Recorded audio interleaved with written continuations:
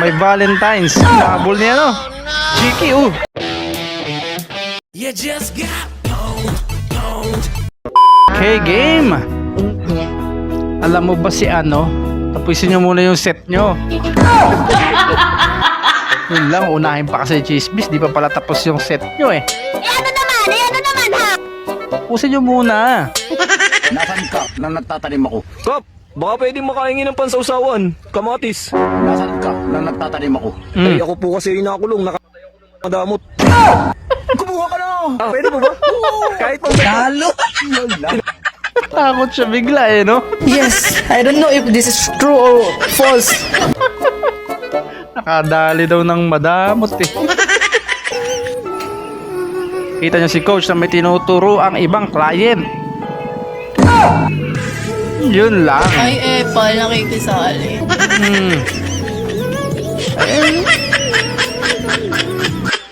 Pagka ganun eh, lipat na ng ibang gym. Ayaw niya, magtatayo rin ako sa sarili kong gym. Gusto nyo, turuan ko kayo. Tropa mo ang nagkaroon ng GF. Pabayaan na natin Panis! Uy, sana all. At least meron. Eh, kaysa naman sa wala.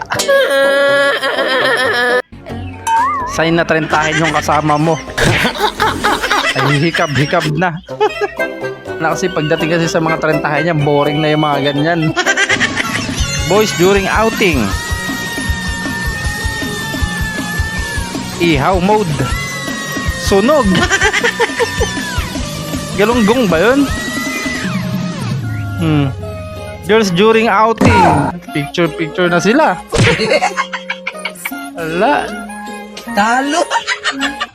Kawawa talaga mga boys eh, no? Pagdating sa mga ganyang outingan eh, no? Tayo yung utusan eh, no? Aray ko! Buti na dito si ate.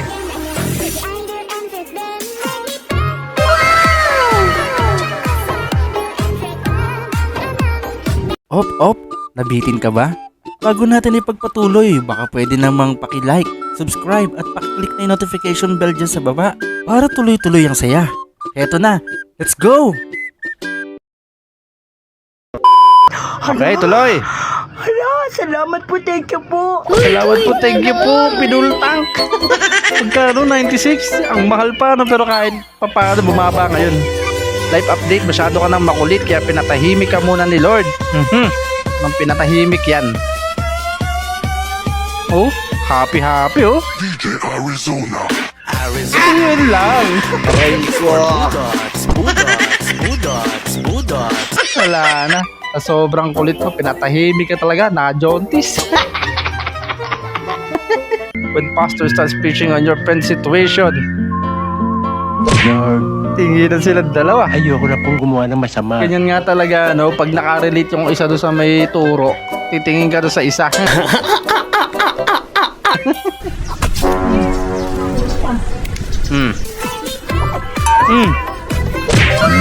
Ano naman? Biglang ganun? May Valentine's. Habol niya, no? Cheeky, Talo. Delikado yung ginawa mo atin na yun, ha? Buti na lang, eh. May kahoy yung ano, matibay pa. Mare?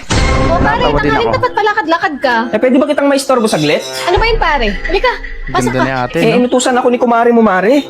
May fill upan kasi nag-apply siya ng loan. Ngayon, panay English yung fill upan. Alam mo naman kami, hindi kami nakapagtapos ng elementarya, kaya nilapitan kita, Mare. Sige pare, kuha ka ng upuan. Tignan ko nga pare, kunin mo yung upuan.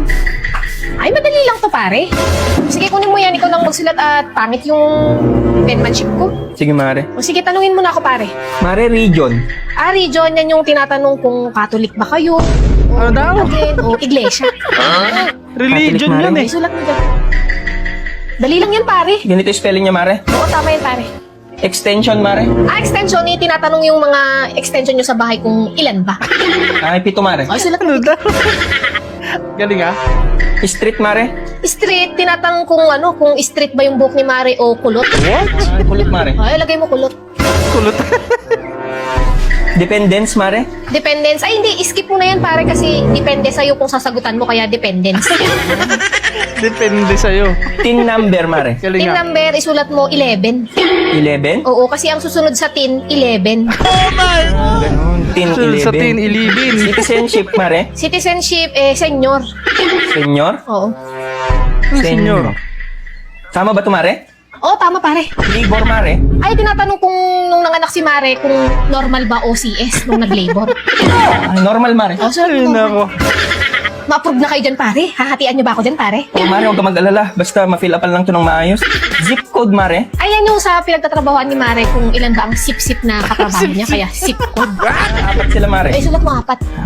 Apat. Mga sip-sip Maalam. kasi sila. Purpose, Mare? Purpose, tinatanong dyan kung nakapag-purpose ka na ba kay Mare bago kayo kinasal. Ay, oo, Mare. Tapos na. Propose yun eh. Yes ka mo na lang. Ewan ko sa'yo. Yung sex, Mare? Ay, tinatanong kung kailan ang huling sex niyo ni Mare. Ay, sulat mo last night. Last night.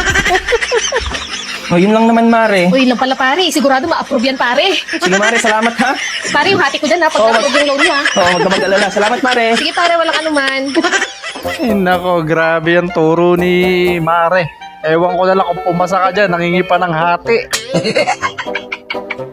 Balato eh ba? Do this before you work with knife. Uy, biglang ganun. Uy, siya ba yung nakahiga sa sangkalan kanina? Lumaki ah. Ito yung mga resources na nahahanap natin sa dagat. Pampers. Totoo nga naman, minsan nasa dagat, minsan nasa ilog din. Pampers. Yung nag-announcer ka na lang dahil walang kumuha ng hulugan. Wow! My God! Who's correct? At least hindi sayang araw mo. Kaya bigyan nyo ng tip yan ha. Meron kayong tagapagsalita dyan. Marunong ba magluto BF mo?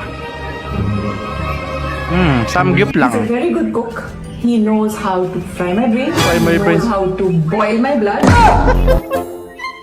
Marunong mo talagang magluto. Alam na alam mo kung paano pakuluin yung dugo ni Mrs. Ate, nagpira po ba sa hotdog? Asing ko lang.